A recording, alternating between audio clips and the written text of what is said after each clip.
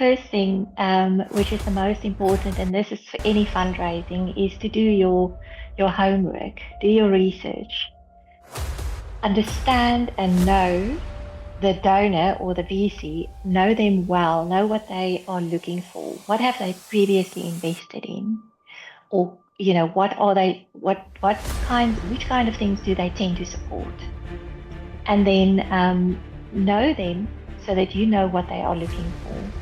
And then it's important that you package your offering, or that your pitch align as closely as possible with what it is that they are trying to achieve.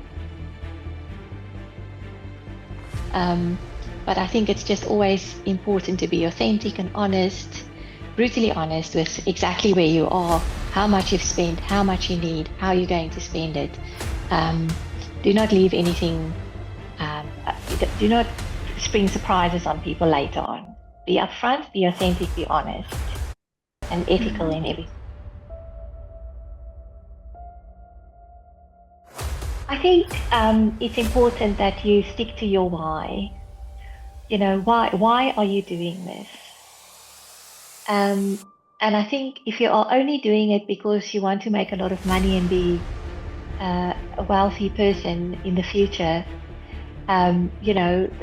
that's probably a good motivator. But I think if you have a underlying need to make a positive difference in the world, and to use your talents and your skills and your knowledge and your energy and time to make life better for other people, I think you will find it's easier to keep going when it's tough.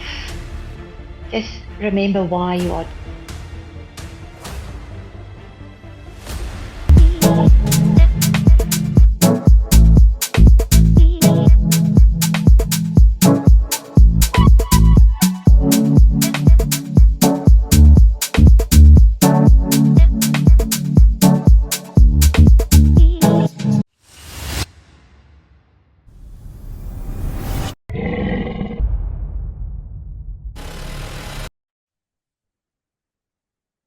Hello, everyone. Welcome to Youth Mentors VCs again. Glad to have you here. Today, we're going to have an epic episode, because it's going to be a conversation that so many startups look forward to. And I hope we're going to get the secrets, because today we're really looking forward for the secrets of how just to secure most of these investments that we're looking for businesses. So stay tuned, and I believe we're going to learn a lot. Grab your notebook, get rid of any distractions, because it's about to be a very impactful episode, especially when you're looking for fundraising, investments, for any type of business. We're going to just speak about generally any type of business, and I believe you will be impacted. But before we start, I want to speak about our sponsors of the show. For more, they deal with plant-based coconut yogurt made in Watamu. For those who are lactose intolerant, this is your plug actually, to go and get the yogurt. For those who don't consume dairy, we got a solution for you from Rico Amor. Also, our brand partner called Allo.co. They deal with women fashion. Actually, for these ladies who love luxury brands, this is your way to go. And also, we have a school in Kenya called Rufina School that we support with donations and charity for the children living in the slum areas. So we're gonna put a picture so that you guys, for those who love giving, to go and support the school, because we believe giving is received. And now to the best part, the part that you and me have been waiting for. Introducing our guest. Welcome, Carina, to Youth Mentors VCs. Thank you very much. I hope you're ready for us and ready to pour it all. Yes, it's my pleasure to be here. Amazing. So what can people expect today, even before we start? Well, I think people can expect to hear from me drawing on about 2 decades of fundraising experience. in South Africa, but raising funds mainly from the international donor market, the global north, to be more specific. Just what I've learned in how to deal with people, how to work with organizations, how to approach donors, in order to be successful, and maybe some pitfalls to avoid. Ah, amazing. Okay, so even before we start, yeah, because I know most of your titles and I know there are many, so I don't want to do the discrediting of not mentioning all. So maybe you can just give us a brief introduction about yourself. Well, I started in the public relations and marketing area early in my career, and sort of by mistake moved into fundraising and development work within South Africa, in particular for universities, and more specifically for universities that we call historically disadvantaged universities. And these refer to universities that were built during the apartheid era to cater for Black South Africans, to train medical specialists and lawyers and everything else that goes with that, broader health sciences, etc. And these universities were built slightly outside of the big cities and to be closer to the communities. But they have been left behind. And it was really imperative for me, and I really started to find that very meaningful and very purposeful to raise funds for these universities to help their students with student financial aid and with research funding, and to help these universities take their place, especially after 1994, on the global stage, and to share their knowledge and to compete with the other bigger universities which were more established, and to really just give them a voice. So the university fundraising really revolved around community engagement programs, student funding, and research funding. And that is my background. I've been doing that for about 2 decades. My latest formal employment was with the University of Limpopo as the director of the Resource Mobilization Center. And recently I have started my own consultancy firm called Elevate Global Partnerships. And it is through this consultancy firm that I use that as a vehicle to help universities and to a lesser extent startups, but also just share my knowledge and to help them with their fundraising efforts. Mm, okay, amazing. So fundraising for universities and fundraising for startups, is it the same or is two different things? No, it's two different things. So for universities, it is about like many other NGOs, NPOs, it's about impact. It's about, if you look at research, it's about making a meaningful contribution to humanity through researching a particular thing, um, technology or medical breakthroughs. I mean, that's how vaccines come about. And it's extremely expensive, and we need to put that money into that research to get the outcomes that we're looking for. But it is not necessarily an investment. The same with a community engagement program. If you as a donor decide you're going to fund something like a mobile health clinic for the community to serve the community, you are not specifically looking for a return in monetary terms. It's not a financial investment. It is a social impact program. And you want to use your knowledge and skills and your funds to make a difference on a grassroots level. Whereas with VC funding for startups, we are looking at a return on investment, which is required by the investor, by the donor. Um, so startup funding is more about what do you want to do? What is this business? What is this idea? And how can I help you with funding to provide you with basically a springboard to make that happen, but and then grow and scale, and then you know provide a growth in my initial investment back to me, and then Mm, VCs would usually put that into other businesses as well. mm. Amazing. So let me try like an example, yeah? Let's say, for instance, personally, I have a pitching event that is coming um, in the next 2 days, yeah? So what should I do to prepare myself so that I ensure, you know what, I'm going to secure an investment from this panel of investors?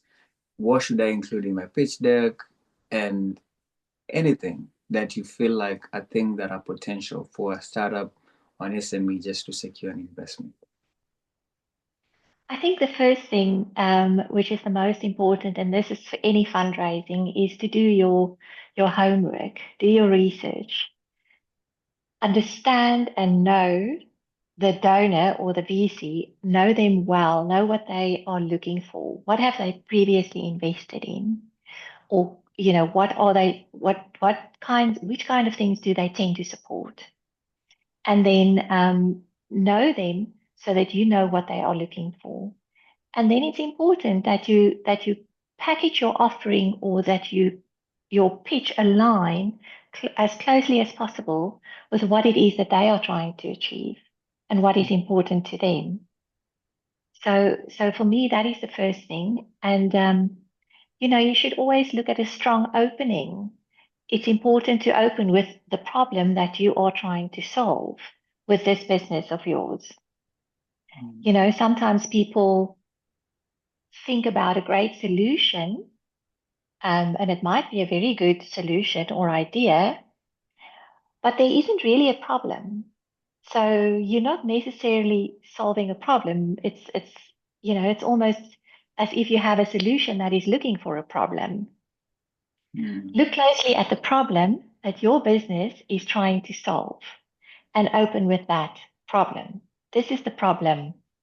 This is the solution, and people are willing to pay for this solution to take away the pain from this problem. Mm. So it's very important to open strong with what is the problem that you are solving. And then if you already have paying customers, it depends on at which stage you are with your startup. It's important to show that you have traction already. And then what is also very important is to show that you can actually scale this. It's not going to be confined to a small audience or a very select few customers. It has the ability to scale, um, preferably I think internationally if you can. Um, and then your figures, your projections. Sometimes it's very difficult to make projections because you don't really know until you're in it.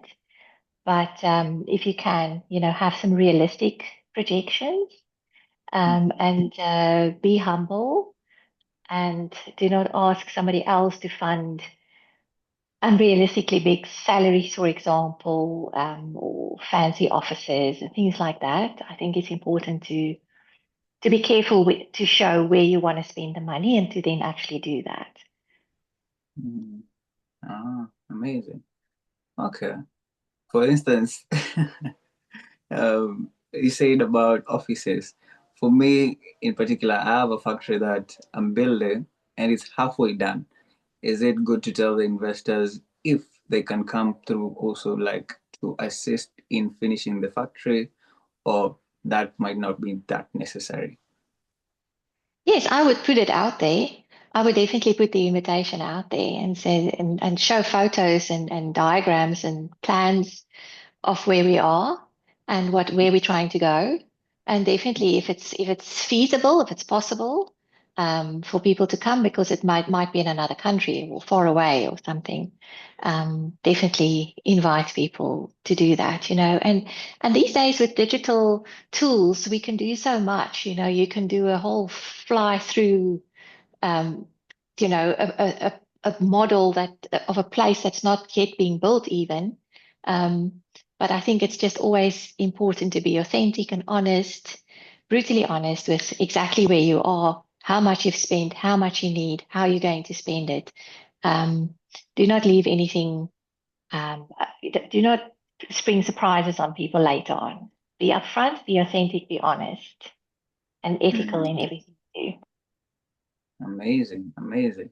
So maybe you can tell me what are the biggest challenges universities face when actually doing the fundraising for research and community engagement activities? The biggest challenge is to get yourself known out there in the world, um, especially for younger universities, and to align your programs, the research that you are doing or want to do, or that is available to you in the area where you are, to match that with donors who are ready and willing to invest in that kind of research, um, or that community.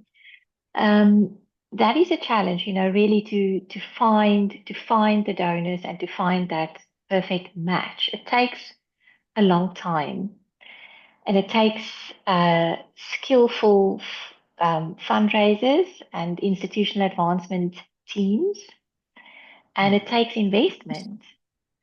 You really need to do the research and then go out there, talk to people, go to conferences, go and visit donors overseas, wherever it is that you find that these potential donors are, and where you might get a return on the investment, and then to build a relationship that will result in a trusting, genuine relationship over time.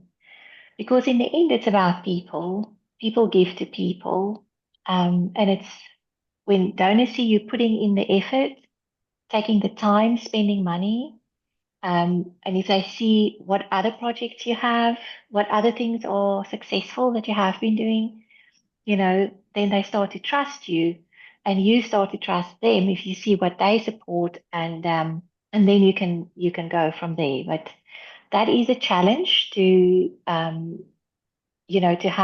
the funding and the people to spend on that. And then also, there's we live in a VUCA world. They say it's volatile, uncertain, complex, and ambiguous. And that means that things change quickly.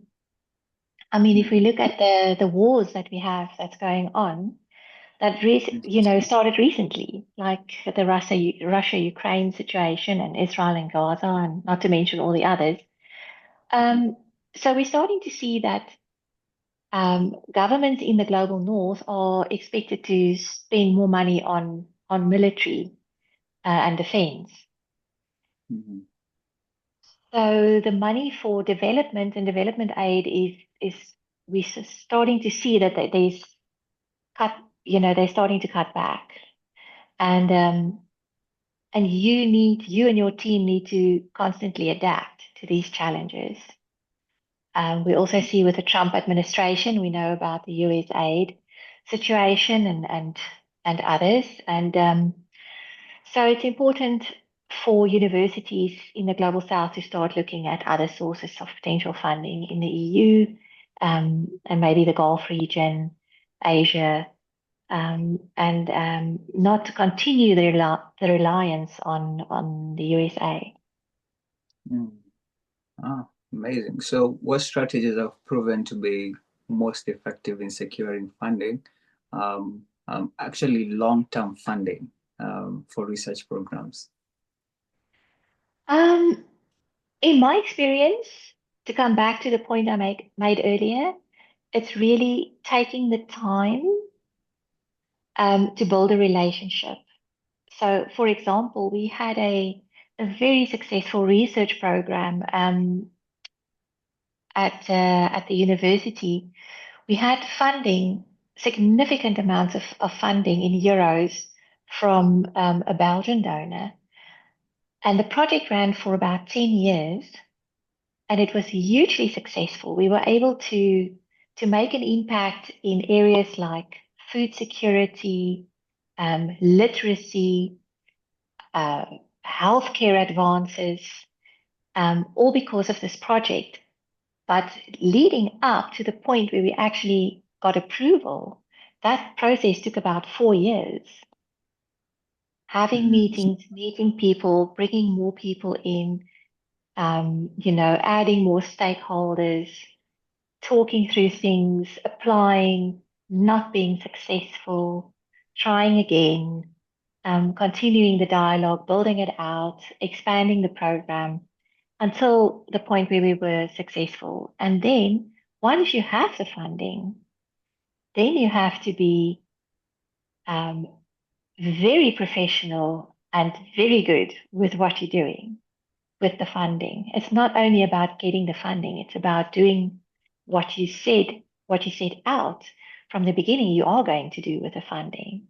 It's about Mm. doing that, keeping all your records so that you can report on everything, monitoring, evaluating, constantly going through, are we achieving our targets, the outputs, is it there? What are the challenges? Immediately communicating that with your donor, running into a problem here. What can we do? We think we should maybe pivot, do this or that. This is, open communication and making sure that everything you do every day is working towards the initial objectives and the KPIs of the project that you're working towards what you set out to do in the beginning.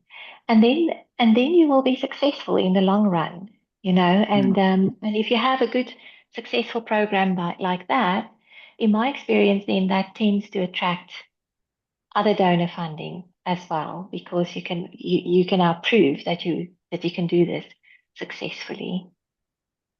Ah, amazing. So you said about 4 years to make a deal happen.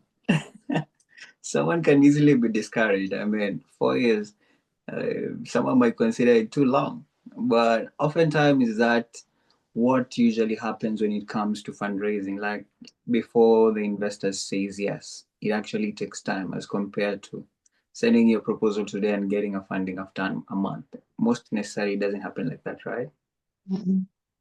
No, no, it doesn't quite happen like that, unless it's a major humanitarian crisis, um, Mm. maybe. But for the rest, no, you need to really do the work.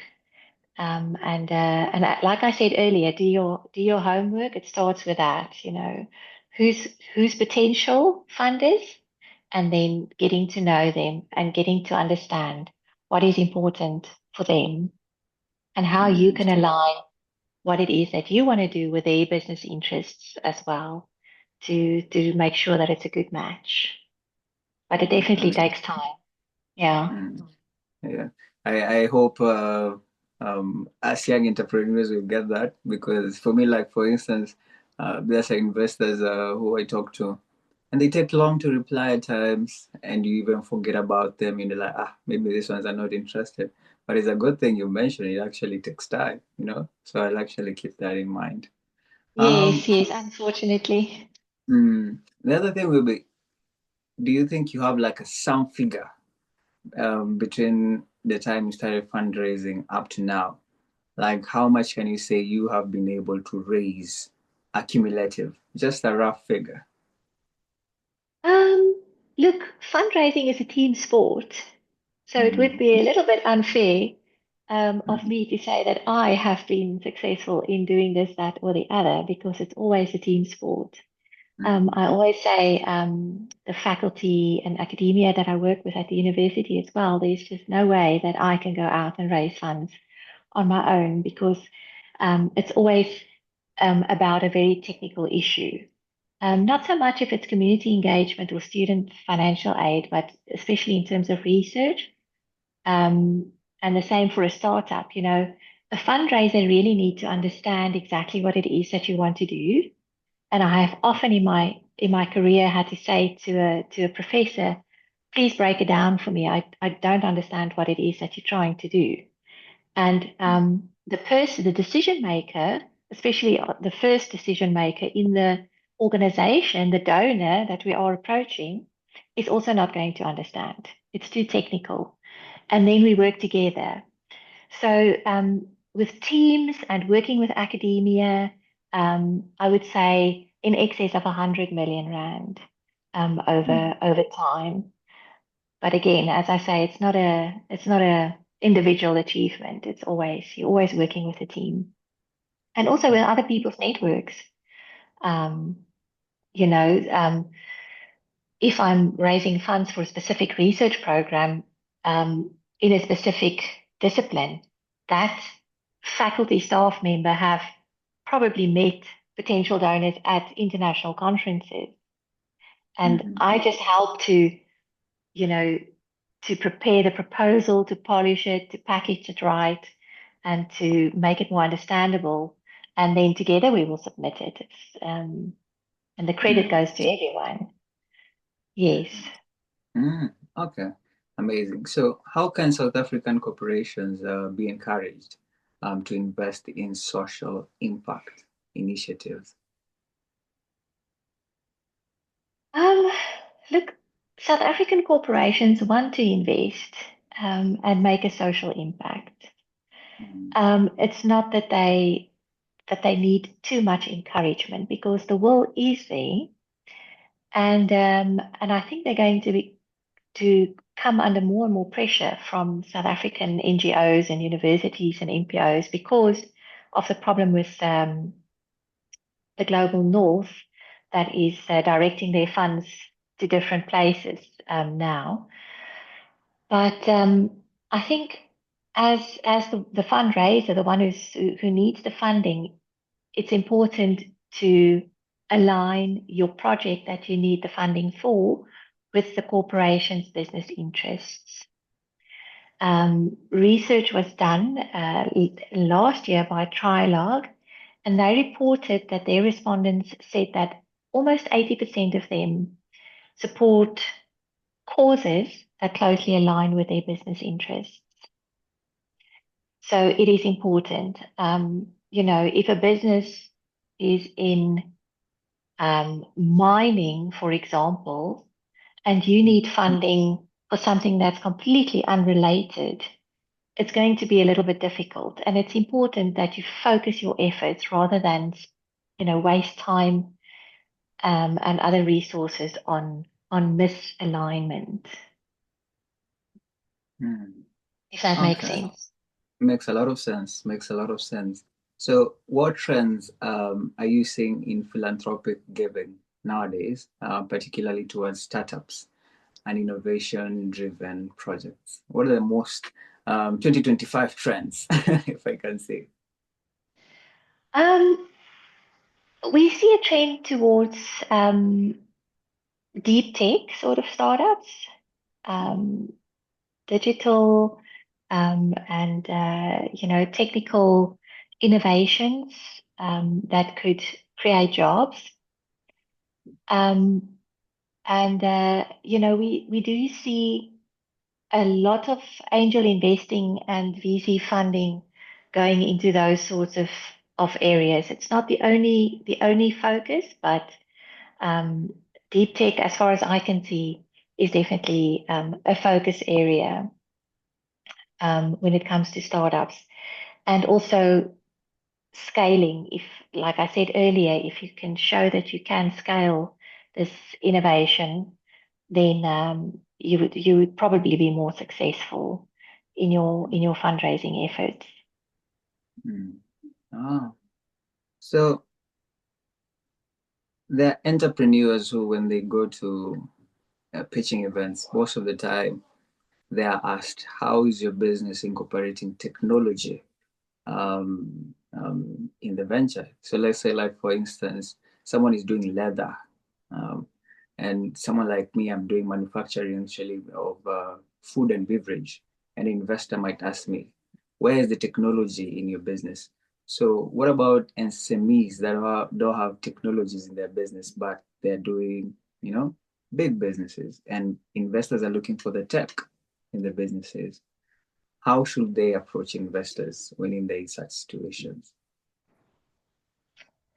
Well, it's a tricky situation. Mhm. Um, I think if you know that that is the trend, then you should look for ways in which you can employ technology in your business. For example, I mean, we can talk about AI and machine learning. Um, and I think many of us are still unsure of how exactly we can employ this technology to improve our businesses and our processes and our operations and maybe be more cost effective, etc. Um, but I think it's important for a business to do that homework and see, okay, well, um, how can I employ technology? How can I um, improve my processes through the use of technology? Mm. Can I use AI to have a chatbot or to maybe that's a little bit elementary, but to warn me of things, that I need to know in advance or make my business more cost effective. Um, and see if that could be relevant. But I mean, technology is everywhere, and I think it can definitely help businesses to be more efficient and have more effective and efficient processes. But it is tricky, and I think it depends on the situation itself. Um, Yeah, I don't I know think if that AI answers is the question. I think adding a touch of AI, I think also, as you said, is actually going to help a lot of startups because even if you're going to pitch, you can just throw in some AI word somewhere and the investor will see the technology in your business, Yes, right? yes, yes. Mm. Although it is important to be authentic and real and not just, Mhm. sort of try to window dress the situation. But, Mm. there are courses that you can do on AI and the use of it and how you can employ that. And I think it's our jobs to learn these things and to develop an understanding of how we can use it to our advantage. Okay. So let's talk about aligning fundraising with the SDGs. First of all, for the people who don't know what SDGs are and where they came from, maybe you can give us a background of where these SDG things came from. Well, it's really an extension of the Millennium Development Goals that was, I think, came about in about 2015, if I remember correctly. But these were some goals that were set out by the United Nations for us to strive towards and, to make the world a better place for all of humanity and everything on the planet. And then the Sustainable Development Goals basically came out of that later on. And it is these goals are set for us to achieve by 2030. But so much has happened that was unforeseen, I think, in many ways. Like I spoke earlier about the VUCA world, that many of them will not be achieved by 2030, but it still provides a very good framework for us to work towards, and sort of a North Star. So, for example, if you are working on a social impact program, say it's a community engagement program, it's or even your startup or your business should think carefully, okay, which of these goals am I addressing through this work that I'm doing? Is it Mhm. good health and well-being? Is this related to health? Or is this related to climate action? Or, decent work, economic growth? What, equality, what is it? And then, look at the indicators of these goals. You can really do some research and understand these goals really well, and then align what you're doing with that to not only show that you are making an impact and working towards the goals and the greater good, Mhm. but also for yourself to know that you're doing good. You're making an impact. What you're doing is making a positive impact and making the world a better place in a way. And Mhm. for the SDGs, there are um, free courses that you can do as well. That is presented by the UN, the World Bank, some leading universities like in New York universities, and even Harvard. Um, so look for those free courses and do them and understand the goals and understand how your work align with those. Mm. It will Okay. definitely help with your fundraising as well. So does it mean on the pitch deck you put some signs of SDG goals inside the Yes, pitch deck as yes. well? I would recommend it definitely, but not only put it there for show, Mm. it must be real, must be authentic. Ah, Yeah. okay, amazing. So how important is it for fundraising efforts to align with the UN SDGs, all of them, and how can organizations communicate effectively to their investors? How effective can they, just besides mentioning the importance of how they're solving, which is the best way for them to just communicate it to the investors for it to be seen clearly?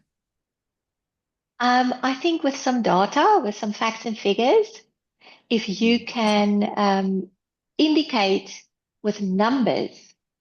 For example, Mm, if it's a program in healthcare, say for example, it is you're trying to reach children with in the community with some dental services because they do not have access to that in a poor community. You can say you have reached so many children in so many communities and maybe so many adults who have previously not been able to access these services. You have now been able to do that with your solution or your project, and you want to scale it. You want to reach more people, more children or adults with dental care, for example, and then you provide those numbers and you show how you are looking at goal. I think it's number 3, good health and well-being. Um, mm, that you are doing that, but it's important to maybe paint a picture with data and numbers and mm, to show what you've seen mm. with Okay, your work. so that is the part of where startups to say thousand we've solved problems of 6,000 people who are affected with deforestation. That's the part. Yeah, Uh-huh. yeah, yeah. So it's important to have some numbers, something tangible when you tell Mm, your story. mm, And it's people are moved through emotion. So if you mm, can link your facts and figures and your numbers to a story of one or two people whose lives have been really impacted by this, or who really needs this because they told you so. mm, They told you this is what we need, and this is what's going to make a difference and an improvement in our lives. If you can then add that story, that emotion to your data and your facts and figures, I think you will probably be more successful. amazing. So my last question will be, or maybe my second last, will be if you can share a success story where fundraising campaigns made a significant impact in advancing one of the SDGs. I would probably go back to good health and well-being. Um, I have a few stories, but I think the most one that I find is very interesting to people when I tell them this is a project where South Africa worked with Norway in trauma and emergency medicine.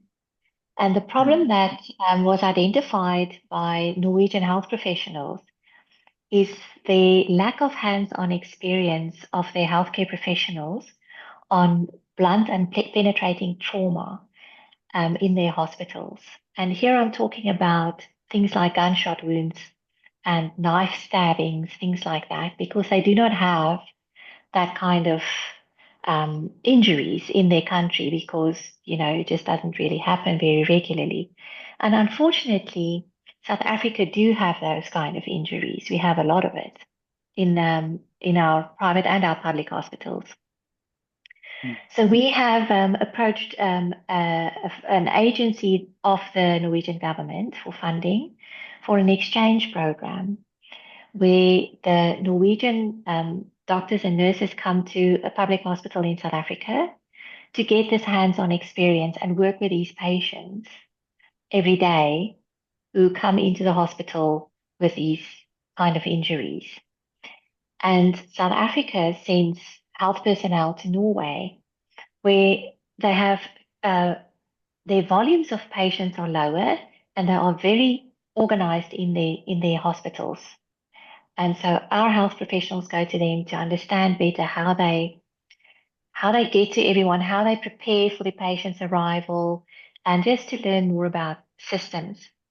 So this project is about knowledge exchange, and we learn from each other, and we expose each other to these different scenarios. And by doing that, we are better prepared. And this has been a very successful program. And the health professionals coming to South Africa from Norway tells me that it'll take them 300 years to learn what they learn in 1 year. Here in South Africa will take 300 years in Norway to learn. I mean, it's impossible. So that is something that, I'm very proud of because it's really, I can really see the impact. Also, the project has evolved to a point where we've brought in some digital equipment. We can now we can show what's going on, not only in the theatre, but in the patient to healthcare professionals in other parts of the world as well through this project. So that's one example of how we're looking at good health and well-being through a knowledge exchange and knowledge sharing program between countries. Amazing, amazing. Now, maybe your last words for the entrepreneurs, the ones who are looking to fundraise for their businesses. What will you encourage them? Because people can easily give up because this fundraising process is not for the weak. What can you encourage them so that they keep up with the efforts of fundraising for their businesses? I think it's important that you stick to your why. Why are you doing this? And I think if you are only doing it because you want to make a lot of money and be a wealthy person in the future, that's probably a good motivator. But I think if you have a underlying need to make a positive difference in the world and to use your talents and your skills and your knowledge and your energy and time to make life better for other people, I think you will find it's easier to keep going when it's tough. Just remember why you are doing it. That underlying motivation, then that should help you to keep going. And I think it's important to look after yourself. Not to burn out not reach a point of burnout, but look after your own health and well-being so that you can think clearly and make good decisions.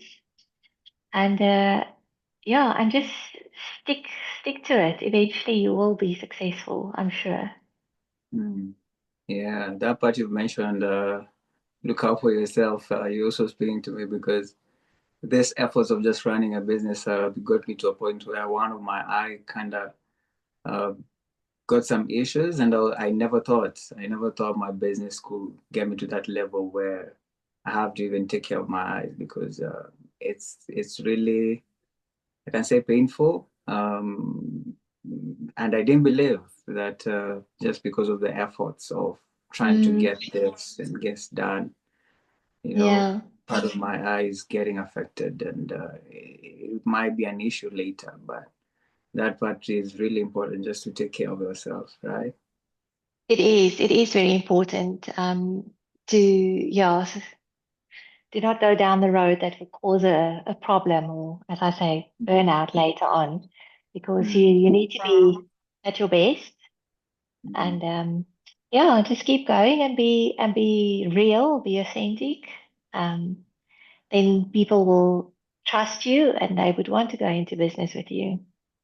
Oh, amazing. Thank you so much. Thank you so much for pouring it out. I mean, these are principles, even me myself, I'm going to apply this week immediately. And it's a good thing that this information will actually live 50 years from now, and anyone who will watch this, I believe their fundraising efforts will be great because you've actually articulated everything that is important for fundraising. And this is just part one. I hope you're going to grace us your time again, maybe a month or two from now. We are going to speak about leadership because I felt you're very passionate about it. So please, before we go, just promise us we're going to do another podcast to speak about leadership. I would be happy to share my insights. That would be my absolute pleasure. And thank you for Amazing. today. Lovely to talk Mhm. to you. Awesome. So, for everyone who watched this episode, please share, like this episode so that it can reach more people in the algorithm. And I believe people will be impacted because this is information that is going to live 50 years from now. So, I'm going to leave you as I stay with Catherine for 2 or 3 up to the next episode of Leadership. Ciao, ciao.